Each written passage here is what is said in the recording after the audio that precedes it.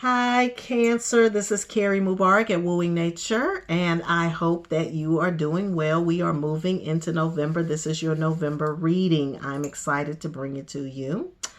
And just to get started, I'm going to say to you to be watchful of the moon energy. That is your ruling planet. Pay attention to your half moons, your full moons, your quarter moons, and your new moons, or at least your new moon and your full moon, and try to get yourself in synchronicity with that as much as you can if you are not already, especially because this is your ruling planet. So pay attention to that. We just had a new moon, the full moon. I got to remember this is for November. So make sure you check out your new moons and your full moons for November so that you can get in sync. That's all I need to say about that. All right. So I am moving in with the Sacred Rebels. I'll be pulling one card from the Sacred Rebels deck. And then I'm going to pull 3 cards, or ever how many cards Spirit leads me to. I'm going to pull some cards from the Spirit Animal Oracle by Colette Baron Reed. And this is so that you'll know who's coming towards you. So we're going to look at the people who are coming towards you, but we're going to look at them as animal spirits, which is really fun. And then I am going to close the deal with your tarot reading from the Zillich Tarot. I really love this deck. It is all watercolor, and so therefore I featured it on the art of the deck. So if you want to see the whole deck from card to card all the way through, I highly recommend this, and also I highly recommend it for readers because that water energy really comes through in the reading. This is by Christine Zillich there. All right, so let's get started, Cancer. Let's see what we got for my Cancer friends out here from the Sacred Rebels. Sacred Rebels is one of my tried and true decks. I've been using this one for a number of years, and it never fails to give a great message. So I always look for a great channeled message, and these usually do. I also recommend her Wild Kuan Yin deck. It's also a really good one. Really good one. All right, let's see what we have going on for Cancer for the month of November. We're in November. A word for November from the Sacred Rebels. All right, you're going beyond normal. Going beyond normal. I love this in light of the fact that we've been talking about the new normal. Whenever this card comes up for me, that's now what I think about. It's like going beyond normal. So we're not worried about what is normal, what was normal, and what's the new normal. We don't have to be concerned about that. All we're doing is we're going past that whole concept of what normal really is and really getting close to our own spirit, getting in touch with our own ideas about how we want to live life and how life should be and how we envision life, or how you yourself envision, if it envisions life for yourself. Because you are creating your reality, and there's these little pieces. I'm seeing all these little pieces that are coming together for you. Cancer, and I'm also seeing that this is a matter of time. So this is about timing. This is associated with the number 14. It's card number 14, which breaks down to a 5. So for those of you who are numerologically inclined, you're going to know what that means. 5 usually is about change. It could be disruption. It could be a disruption in your thinking, which is not a bad thing. Okay. And I'm also seeing a key, and that the key is coming from your own voice. It's coming from your own mouth. The key is in you being able to express yourself. All right, so I'm going to go to the text and see what Alana Fairchild's channel has for you in relationship to this card here. It says, on the path of life, there are deciding moments where we can choose to go with the mainstream, or we can dare to take a bolder, more authentic and trusting way. Even if it seems riskier or less safe, to rely solely on logic and science without incorporating the mysterious and magical is a recipe for an existence that is far too dry. The sacred rebel within our hearts will always choose a juicier approach to life. You are currently approaching such a choice point. I like that, choice point. You could say that the choice is about balance. It is less about choosing to honor either art or science, gardening or architecture, and more about integrating all approaches so that you enhance rather than hinder your life journey. Placing science or architecture above all else kills off the rebellious heart. That means in quotes, like if you got to name something, you kind of kill it. That's what I'm getting from that. Steadfastly relying on logic, proof, and a complete set of plans to measure and dictate outcomes will suffocate the soul. Basing decisions on limited factors with an imbalanced measure of success is unnecessarily limiting. And that is so true, because if you're creating your reality based on somebody else's methods of success or need for success or what success is for them, you'll always fail, or you feel like you're failing. This approach prevents us from living freely, spontaneously, and with trust so that we can rebel against the need for things to go strictly according to plan. Choose to value decisions based on passion and instinct and trust in life enough to embrace it as an adventure and let it unfold as it will. There's a time and a place for logic, strategy, planning, and measurable outcomes. These are not bad tools to have, but we must be vigilant not to worship them or allow them to quash our less rational but equally valuable decision-making tools like intuition, feelings, and those things you know without knowing how you know them. The flowing inspirational energy of the heart may have no conceivable basis in logic or reason and still be uncannily accurate. To remain rebellious, we must not sacrifice the art of emotion, instinct, passion, and intuition for the science of logic and strict planning. On the other hand, gardening and art do provide us with a plan, albeit more loosely held. This plan still requires us to set aside time, draw upon reliable methods, and to prepare with certain tools. However, there's also a healthy dose of organic flow, responsiveness, and trust in the creative process of bringing something to life. This leads to the cultivation of the most beautiful, abundant, and successful garden and the most vivid healing art. All right. Beautiful. Wonderfully said, wonderfully stated. All right, let's head to the Spirit Animal Oracle. We're going to see what spirit animal people are coming towards you in November. I've been pulling 3 cards, but if more comes out, so be it. I'm looking for those that are coming toward Cancer people in the month of November. These are people types. It could also be an indication of why they're coming into Cancer's life as well, if Spirit wants to lend that information. All right, let's see who you've got. All right, you've got some buffalo spirits. Now, these are some powerful souls. These are people who have indigenous knowledge, or they have knowledge of ancient things. They carry ancient wisdom. They also know how to move that energy on planet Earth. So they're very connected to the earth as well. So they're not just high, lofty, way up in the sky guru types. They're also people who really understand how this energy gets played out on planet Earth, right? So you need to, those are good people to have around you. They're very solid, they're very earthy, and but they're also very knowledgeable of other levels, other spiritual levels. All right. And then you have some bee spirits. So these people are workers. They work in groups. They are a team. So if you think about people on your team, if you're working and you have a team situation, or either if you have a good working team in your home, or if you consider your family to be your team, you're looking at people who are able to get down and get the work done and make it happen together. So this is really also very good. And then you have rabbit spirit people. Now, these are your Speedy Gonzaleses. These are people who are going to take off and move at the drop of a hat. They're also people... Oh, hold on one second. Hold on. Okay, I got to figure out a better system for dealing with that. All right, so we've got a rabbit spirit, and the rabbit spirit, yeah, they're flying. They're definitely flying. They're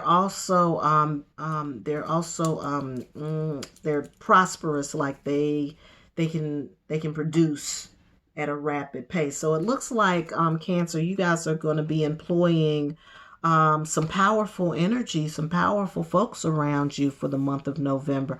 The worker bees, you've got the buffalo spirits, those people with knowledge and information who are very grounded. And then you have folks that, are ready to take off and make things happen. So you just have to know how to work with them. And I was saying this in the Gemini video too. For some of you, this is going to be off-putting. For some of you, you're going to fall right in. The main thing about understanding people and them walking with animal spirits is so that you will know how to address them, how to maneuver. If any of these people throws your energy off, you'll know how to deal with them if you understand something about how the animal behaves and what triggers it. Like, for example, we know that rabbits tend to be fearful of quick movements. They'll get still and then they'll take off, that kind of thing. So study the animal and study its habitat, its movements, it's what it eats, whether it's a carnivore, herbivore, if it's predator, prey. Study the animal and it'll help you understand how to deal with the people, okay? And if you need any help with that, or if you want to learn more about how to connect to animal spirits, then definitely reach out to me and we can set you up with a series of courses, or we can put you on a path to learn about the animal spirits, okay? All right, moving right along, we're going to go into the Zillich Tarot for the tarot reading. I always like to close with tarot for my detail, so this is the detail part of the reading. This is where we get a little more specific and get into some nitty-gritty of what's going on in the life of my Cancer people in the cipher. All right, let's see what we got. One more. Thank you. And we're ready to go. All right, this is for Cancer, November. Key points. All right, we've got a Prince of Cups in reverse. And I'm not going by that Prince thing because in this deck they're different. What I'm going to do is just read the card straight out. All right, so it looks like you've had to make some kind of connection or concession or something in relationship. It could be about a relationship, or it could be somebody that you felt emotionally attached to or emotionally connected to, but you're moving away from that now. I'm seeing it seemed like it might have been a toxic situation, right? So now you're examining the parts of yourself that you did not see before. There's that moon again. Remember I said connect to your moon energy? So there's some things that you are seeing about yourself that you did not see before. You are in an alone phase, a quiet phase, a timeout phase, not dealing with any relationship phases. Okay. That's so that you can do this self-examination, so that you can connect with your moon spirit. I also recommend that you spend time near the ocean if you can, or near fountains, or anywhere where the water is replenishing itself or moving constantly, okay? Alternatively, you can do some brooks and streams and stuff like that. Alternatively, you can get in the shower. But you do need to connect to water energy, water spirits and water energy. So there's a star power in you that needs to be awakened, and it's happening out away from the relationship situation, because the relationship situation wasn't allowing you to grow. It was something that had to end. It was something that had to it had to end in order for you to make the necessary transformation. You see those butterflies in there? So you had to make this transformation, and so the time for that is past. It's already done. You don't have to be as concerned about it anymore. But I feel like what happened as a result is it kind of left you wanting, or it left you spun out, or maybe you didn't, maybe the situation, left you feeling like, you were left without. That's not necessarily the case there. It was just that situation that you were in was not going to allow you to be able to fly. It was not going to allow you to be in your star graces. It was not going to, okay? It probably would have been about the other person. It would have, you would have been in a situation where maybe you would have it would have been more about the other person and less about you. And in this situation, it needs to be more about you and less about everybody else or somebody else or one person. Okay. Toxicity in relationships happens. It's group dynamic. Some things you can work on, talk about, change. Sometimes you can't. You know, you just have to know when to hold them and when to fold them. That's what Kenny Rogers said. Okay? Somebody said. You got to know when to hold them and know when to fold them. And when you feel yourself diminish, when you feel yourself outside of your star power, then you're going to know because you don't feel right, you know. You're always having little skirmishes. You're having little arguments. Something about whatever he says is bothering you. You know, you can communicate through that and deal with that through therapy or, you know, dealing with your intuitive or whatever, whichever path you choose to take. But at a certain point, you have to realize that some relationships are just going to draw that kind of dynamic, and you have to release and let go of it. I'm seeing the moon in this card too with the high priestess, and I'm also seeing you connecting to your spiritual heart space. And that's what this being alone, like looking at things from a different perspective, that's what the alone time is doing. It's also a time for you to release. It's a time for you to let go of some old things, some things that aren't beneficial to you, or some things that box you in. That's what I'm getting there. And so the way to understand this is through your heart space. And again, I'm going back to that key. I'm seeing that key in the other card here. And about you communicating and speaking. Sharing that. So it seems like this was definitely a love relationship gone sour, where there was not a connection, or where the connection was not going to allow your spirit to grow. That's it. That's what I'm seeing with this Nine of Discs. This came in reverse. And so what I'm seeing is these two lovebirds here, but just beyond that, and I don't know if you can see it, but there's a spirit of a woman that's free of everything. Like she's like blown her feathers off. I mean, she's gone to the next level. And so whoever this is, it's about you, Cancer, being able to move to the next level. And whatever with the relationship, it wasn't going to allow that to happen. So coming behind this, I do see the 10 of Disc, wealth. And I hope you can see in this image this couple here and the horse, and they're headed toward the castle. So I'm seeing that there's something better for you. There's something more majestic for you. There's something where you have a common sense of power, or your power source, or not your power source, your star player, and their star player is more equal. It's more, it works for you. It works for them, it works for you, and y'all are good, right? And you have some goals, and you're headed towards something powerful. And so this represents the completion of a cycle that deals with this very thing. It's about really embracing yourself over, or really embracing yourself and really being able to balance yourself in a relationship with another person in such a way that it doesn't bind you or keep you hindered, and it also doesn't bind or hinder the other. That's what the lesson was. It's what it is. And so when that happens, you have to quit, to be honest with you, or somebody has to change. Like there has to be a fundamental change in one person or the other to change, that will change the dynamic and move the relationship. But if that's not possible, then you just have to quit. You know, that's it. You have to be done. And that's the battle. That was the journey. That was you wrestling that part of yourself that felt like, oh no, I just gotta be with this person. And it's like, no, you gotta really deal with that. You gotta really deal with what that is. Is that about love, or is that about attachment?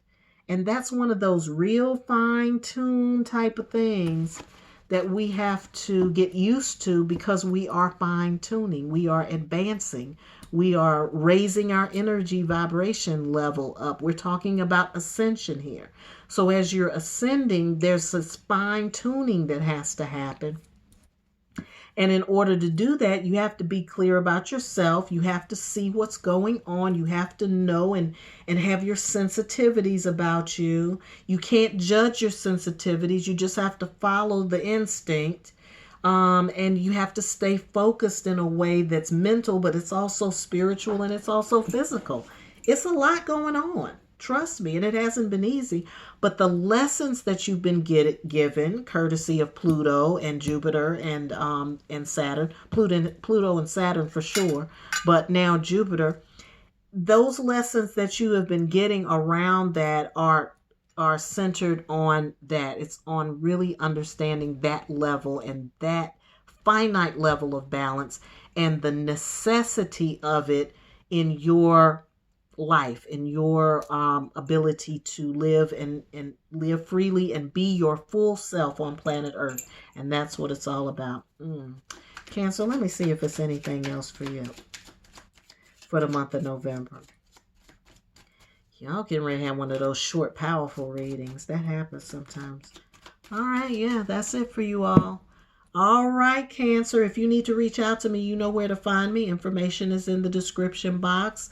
As always, I hope you have a great day. I hope you have a wonderful November, and I hope you're having a fabulous life.